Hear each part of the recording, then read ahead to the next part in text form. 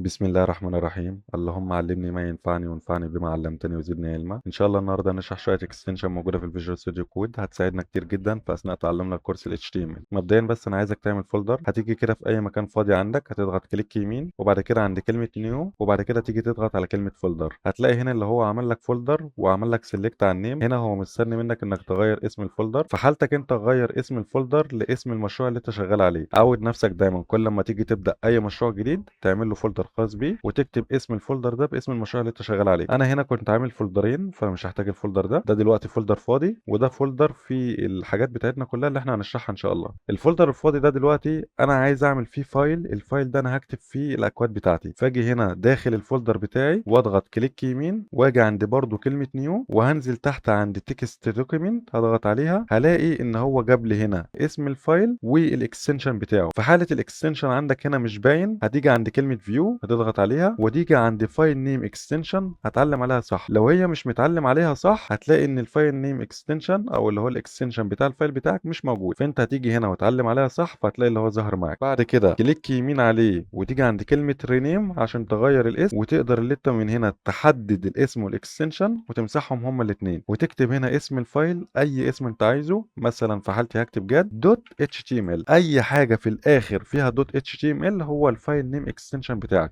لو ضغطت دلوقتي انتر هيقول لي انت متاكد ان انت عايز تغير الاكستنشن بتاع الفايل ده؟ هقول له يس، فغير لي الاكستنشن. وخلي بالك عشان في ناس كتير جدا وقعت في المشكله دي، اللي هم بيجوا في الاخر بيعمل مثلا فايل نيم اكستنشن تاني وبيفتكر ان هو كده عمل اتش تي ام ال، ولكن لا، ده كده غلط لان الفايل نيم اكستنشن بيجي مع اخر دوت في اسم الفولدر. خلي بالك بيجي مع اخر دوت. يعني انا هنا لو عملت دوت مثلا بي واي هتلاقي خد شكل البايثون.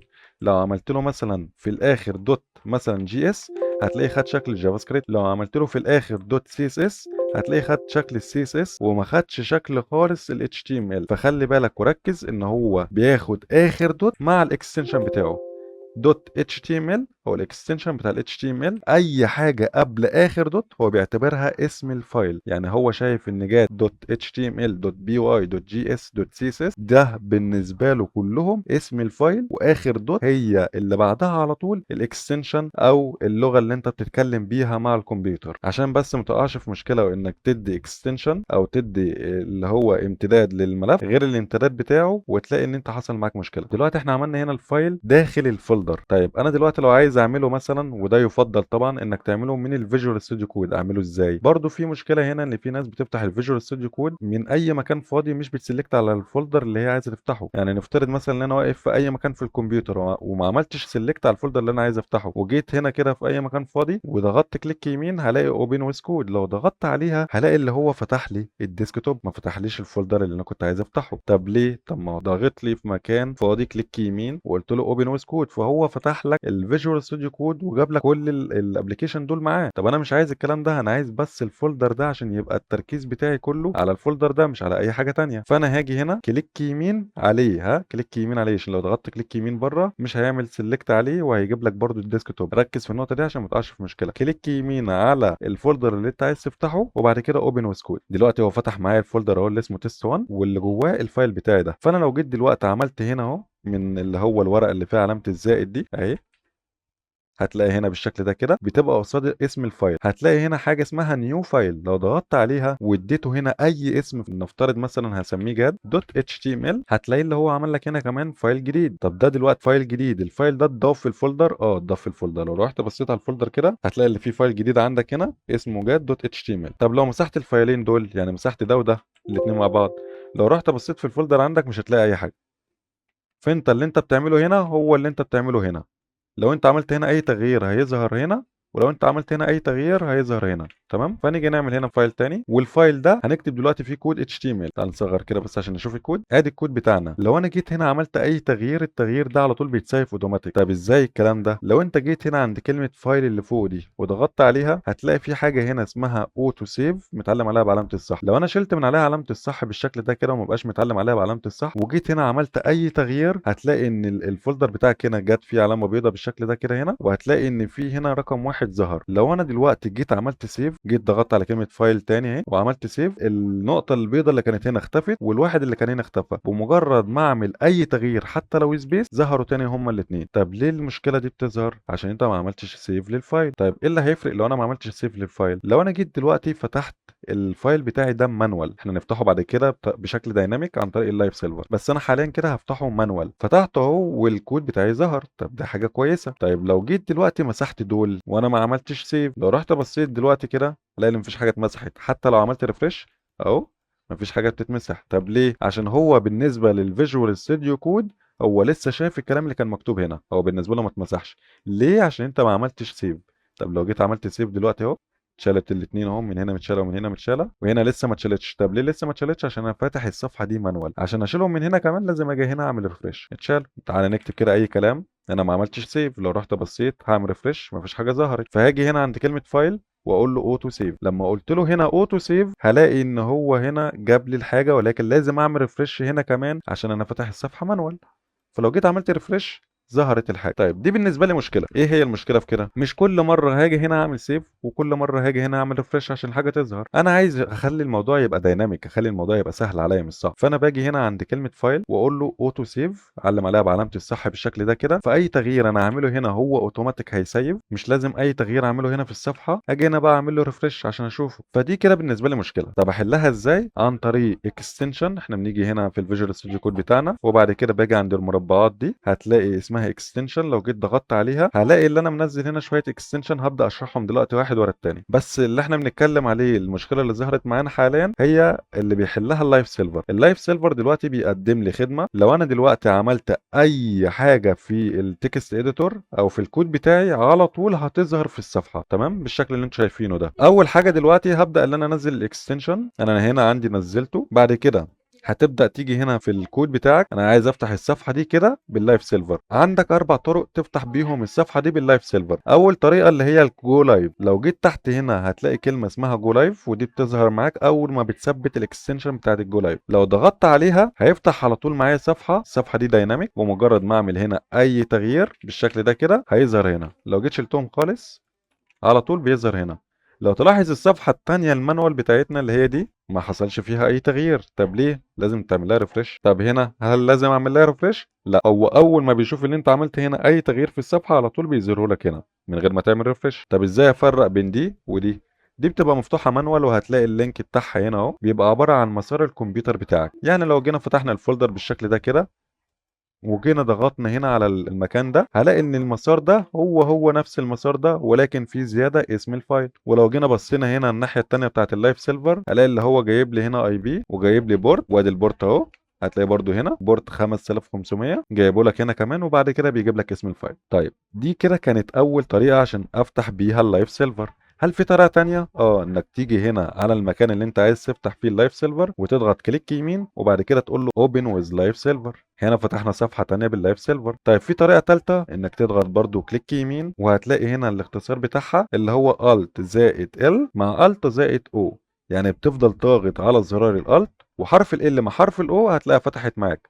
تعالى كده نجرب. ادينا عملت سيلكت على الصفحه الاول وبعد كده ضغطت على زرار الالت مش هسيبه، وهضغط مره على ال ومره على الاو هتلاقيها فتحت معاك. طب ايه هي بقى الطريقه الرابعه؟ الطريقه الرابعه هتيجي هنا عند الفايل وهتضغط عليه كليك يمين وهتلاقي فوق كده خالص هتلاقي حاجه اسمها اوبن ويز لايف سيرفر. لو ضغطت عليه فتح برضو معاك. فدي كده ال4 طرق اللي انت تقدر تفتح بيهم لايف سيرفر. شوف الطريقه اللي تعجبك واستخدمها. في حاله انت عايز تقفل البورت ده هتيجي على كلمه بورت هنا وتضغط عليها كده انت قفلت اللايف سيرفر. اللايف سيرفر دلوقتي اصبح انه مش شغال. نقفل بقى الصفحات بتاعتنا دي كلها كده. احنا عرفنا فايده اللايف سيرفر. طيب الماتيريال ايكون سيمز دي هتلاقي فيه فولدر هنا تاني انا كنت مجهزه بس عشان خاطر وقت الفيديو. هنيجي نشغله في فيجوال ستوديو كود هنلاقي هنا شويه فولدرات بالشكل ده كده وشويه فايلات بالشكل ده كده، واللي مديني الشكل ده هو الاكستنشن بتاع الماتيريال ايكون سيمز. الاكستنشن ده بيديني هنا ايكون على حسب كل لغه وعلى حسب كل اسم فولدر، وباجي هنا في الاكستنشن بشوف اسم الفولدر والشكل اللي انا عايزه وبكتب الاسم بتاع الفولدر على طول بيجيب لي الايكون بتاعه. فانا مثلا لو عايز الايكون اللي هو بتاع ادمن ده، عايز انا شكل الفولدر ده يبقى عندي، فباجي هنا بعمل فولدر وبسميه ادمن بالشكل ده. هلاقي نفس الايكون اللي هنا اتنقلت لي هنا في الفولدر اهو. فانا مثلا عايز نفس الفايل بتاع السي اس اس ده، عايز نفس الايكون دي، فباجي هنا بعمل دوت سي اس اس فبيجيب لي برده نفس الايكون دي. فهو بس كشكل جمالي وكترتيب للبروجكت بتاعك مش اكتر. انت عايز تنزله نزله، مش عايز تنزله ما تنزلوش عادي، هو مش مهم، مش ضروري يعني. زي اللايف سيرفر طبعا ضروري. عندك الاوتو رينيم تاج. الاوتو رينيم تاج ده لما باجي اغير في الاتش تي ام ال، ان شاء الله هنشرحها في الفيديو الجاي، لما باجي اغير مثلا الاتش 1 اللي هو الاوبن تاج واجي اغيره واخليه مثلا اتش 2،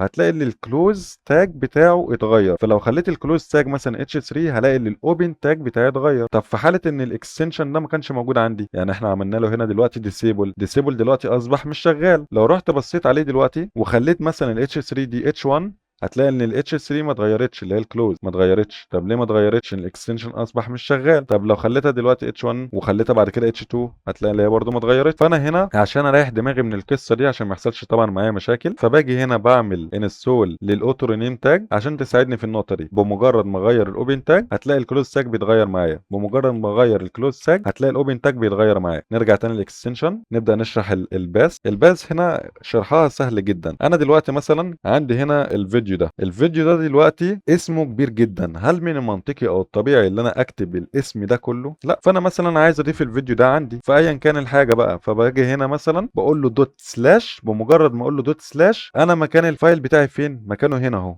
مكانه عارض جنبه كل الفولدرات والفايلات دي. فهو هيعرض لي كل الفايلات والفولدرات اللي في نفس مكان الفايل بتاعي وهيظهرهم لي هنا. فانا لو جيت دلوقتي عند الفولدر ده وضغطت عليه كده، هلاقي اللي هو ضاف لي النيم بتاعه كله بالشكل ده من غير ما يعمل لي فيها اي مشكله او اي غلطه. تعالى كده ننقل الفايل ده ونحطه مثلا جوه اي فولدر. انا دلوقتي نقلت الفايل وحطيته جوه اي فولدر، ونيجي نعمل دلوقتي فيديو تاني ونقول له دوت سلاش. هنا ما عرضليش حاجه غير الفايل بتاعي. طب ليه الكلام ده؟ هو منطقي جدا، هو بيعرض لك كل الحاجات اللي في نفس المكان بتاعه. هل في المكان بتاعه في اي فايلات تانية غيره؟ لا. ليه؟ عشان انت قلت له دوت سلاش. طب لو انا عايز اجيب الحاجات اللي ورا، هرجع كده لورا واقول له دوت سلاش، هيعرض لي كل الحاجات في الفايل اللي قبليه. لو انا عايز اجيب الحاجات اللي في الفايل الحالي، فبقول له دوت سلاش وهيجيب لي الحاجات اللي في الفولدر الحالي. تمام. لو انا عايز اجيب الفولدر اللي وراه، اقول له دوت سلاش بالشكل ده، وابدا اللي انا سلكتها عشان تشتغل معايا من غير ما يحصل اي مشاكل. دلوقتي احنا كده شرحنا الاربعه دول، فاضل اخر حاجه معانا اللي هو البيتير كود فورماتر. البيتير كود فورماتر بكل بساطه، انا دلوقتي عايز اخلي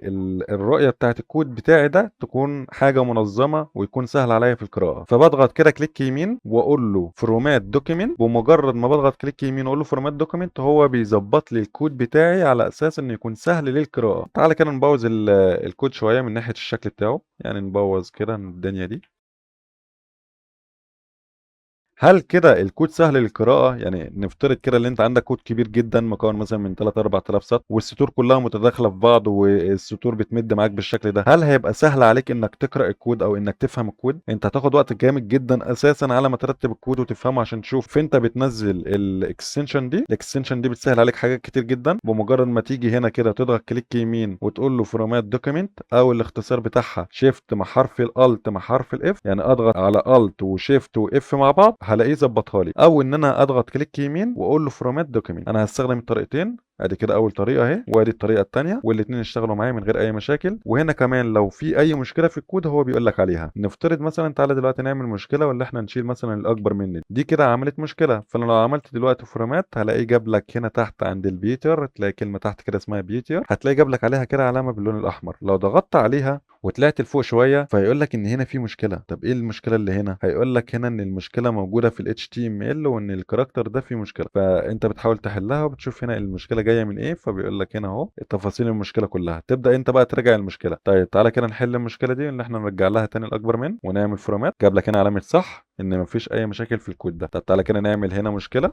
انا كده مسحت الاكبر من اللي موجوده في البادي، فهو جه هنا عمل علامه حمراء في ال HTML لان هي نزلت على تحت كده لقيت المشكله. لو عملت دلوقتي Alt وشيفت وحرف الاف هلاقي جاب لي هنا مشكله تاني. لو ضغطت عليها هلاقي هنا اللي هو بيجيب لي المشكله في ال HTML وبيقول لي هنا الكاركتر ده مش موجود. مش موجود فين؟ جاب لي بدايه المشكله من عند السلاش دوت HTML اللي هي هنا. بص انت فوقيها او بص جنبها، يعني دي لو جنبها كده بص جنبها وانت هتعرف المشكله على طول. هنا هترجع الاكبر مني تاني، هتلاقي ان المشكله اتحلت ومبقاش في عندك اي مشاكل. وبكده يبقى احنا شرحنا الخمسه اكستنشن دول. عشان انت تبقى فاهم طريقه تشغيل كل واحده فيهم، تبقى فاهم كل واحده فيهم بتعمل ايه بالظبط. وشرحنا كمان شويه حاجات كده في الفيجوال ستوديو كود زي الاوتو سيف، ومن ناحيه ازاي تعمل فولدر. ادي فولدر من هنا اهو، ولو عايز انت تعمل فايل هتضغط بس عليها ضغطه بالشكل ده كده، هتسمي اسم الفايل ايه. مثلا عايز الفايل ده يبقى اسمه بارسونال جات دوت سي اس اس، عادي يبقى فيه فايلين بنفس الاسم بس مش بنفس الاكستنشن، او يبقى في فايلين بنفس الاكستنشن بس مش بنفس الاسم، عشان بس ما يحصلش معاك اي مشاكل. هنا احنا عملنا فايل، لو انا عايز اعمل فولدر كمان